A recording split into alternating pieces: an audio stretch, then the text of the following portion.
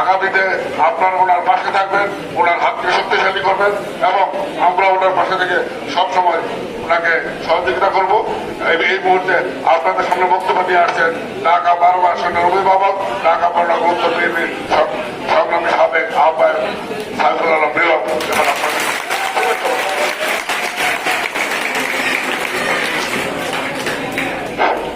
বিসমিল্লাহির রহমানির রহিম।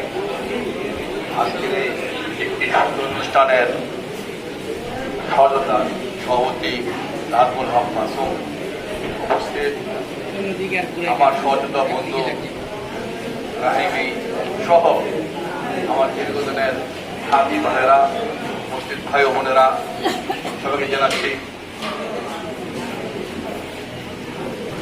এই পবিত্র ঈদ উল ফিতরের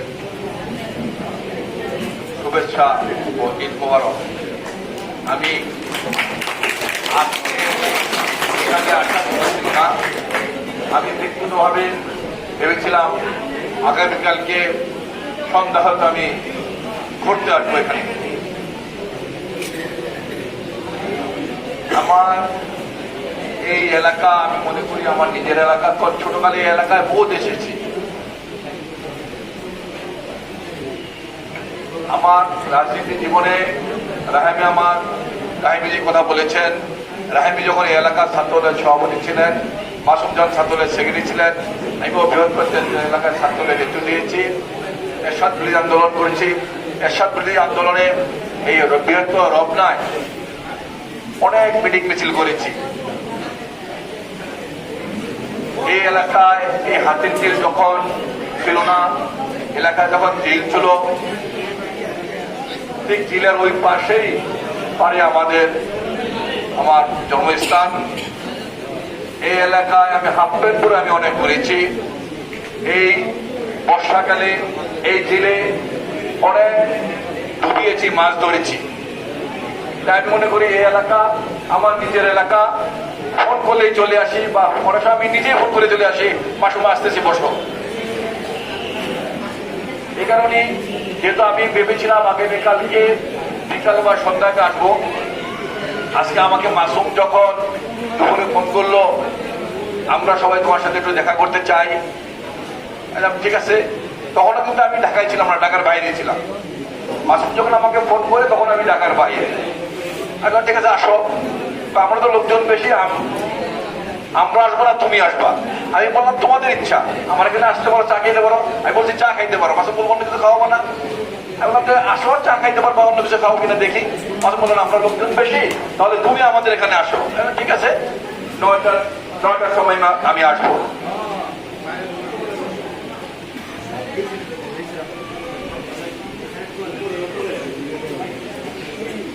ঠিক আছে, আমি 9টার দিকে আসবো।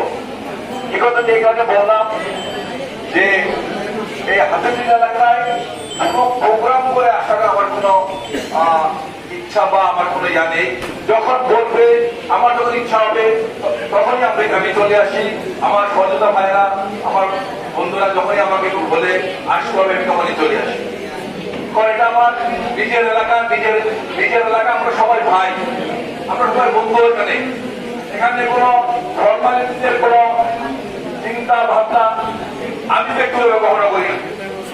কারণ আমরা দীর্ঘদিন একসাথে রাজনীতি করেছি, দীর্ঘদিন একসাথে পথ চলেছি, দীর্ঘদিন জেল কেটেছি, রাইফির সাথে জেল কেটেছি, মাসুমের সাথে জেল কেটেছি, ছোট ভাই অপুর সাথে জেল কেটেছি। এখানে অনেক ছোট ভাইরা আছেন, তাদের সাথে জেল কেটেছি। মিমের সাথে জেল কেটেছি। আমি যখন জেল কেটেছিলাম, মিমো ছিল, অনেক ছোট মেয়ে ছিল। আমাদের সম্পর্ক চলার পথে, রাজপথে, জেলখানায় সব মিলে আমাদের সম্পর্ক এমন একটি সম্পর্ক, এটা সম্পর্ক কখনো পিছিয়ে দেওয়ার কোন সুযোগ নেই।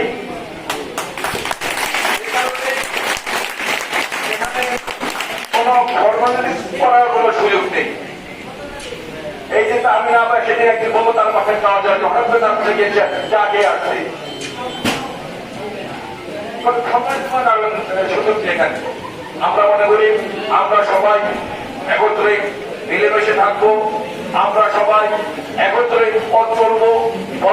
চলার পথে ভুল ত্রুটি হতেই পারে, সেই ভুল ত্রুটি কমিটি আমরা সংশোধন করে আমরা একত্রিত থাকবো।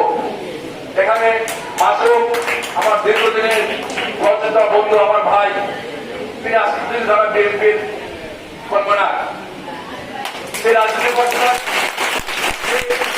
এই এলাকার সবাইকে নিয়ে রাজ্য করার চেষ্টা করছেন। আমি বিশ্বাস করি আগামী দিনে এই হাতের খেলা বিএনপি মাসুমের নেতৃত্বে আরো শক্তিশালী হবে, আরো বেগবান হবে। যারা এলাকায় বিএনপি করেন তাদের কাছে আহ্বান থাকবে, আপনারা সকল দিনের বলে গিয়ে ঐক্যবদ্ধভাবে বিএনপিকে আরো শক্তিশালী করবেন। নেতৃত্বের থাকতে পারে যখন কমিটি হয়, মহানগর নেতৃবৃন্দ যাকেই নেতা বানাবে আমরা তাকে সমর্থন করব, তার নেতৃত্বে আমরা এগিয়ে যাব। এক ঘন্টা আগে আমি শিল্পপুর থানা বিএনপির কনভেনার চঞ্চল সাহেবকে বলেছি, মহানগর বিএনপি যাকে নেতা বানাবে আমরা তার নেতৃত্বেই আমরা সবাই এগিয়ে যাব, তার নেতৃত্বে আমরা সংগঠনকে কাজ করে শক্তিশালী করব। প্রিয় সাথী বন্ধুরা, আমরা দীর্ঘ 17 বছর আমরা সবাই যার যার বাড়িতে আমরা ঈদ করতে পারিনি, যার যার এলাকায় আমরা ঈদের নামাজ পড়তে পারিনি। আমি ব্যক্তিগতভাবে আমার এলাকায় আমি বাসায় তো থাকার বসতে হল না, আমার এলাকায় আমি ঈদের নামাজ পড়তে পারিনি। বাইতম পুরোকরম মসজিদে ঈদের নামাজ পড়ে চোরের মতো বাসায় গিয়ে ফ্যামিলির সাথে দেখা করে আবার বের হয়ে গিয়েছি। আমার মনে হয় সবার একই অবস্থা ছিল।